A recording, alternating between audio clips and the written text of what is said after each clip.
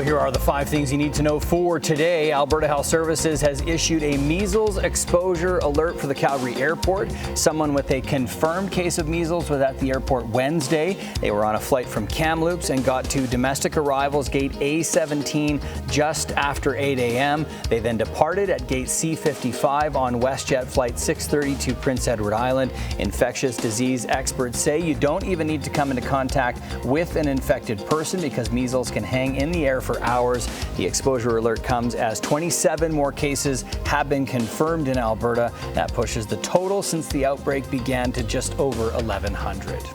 A 49-year-old Canadian has died while in U.S. Immigration and Customs Enforcement custody in Florida. Foreign Affairs Minister Anita Anand says they are trying to get more information from U.S. officials. ICE confirms Johnny Noviello was found unresponsive June 23rd at a detention center. Noviello was arrested by ICE on May 15th and charged with removability for violating U.S. drug laws. The cause of his death is under investigation. Is it your pleasure, honourable senators, to adopt the motion?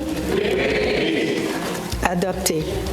Bill C-5 is now law. The controversial bill passed in the Senate without amendments and has been given royal assent. There were calls to include language respecting Indigenous rights, but that didn't happen. An initial draft gave Ottawa the right to sidestep the Indian Act, but that language was removed. The legislation gives Ottawa the power to fast-track projects intended to boost the economy. Opponents to the bill have said it could rush projects without proper consultation.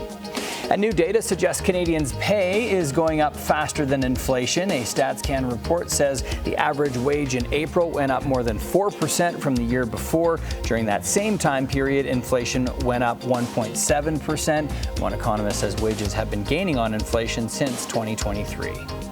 Seagull rolls it through. It's a chance for Tajon Buchanan. It's 2 for Canada.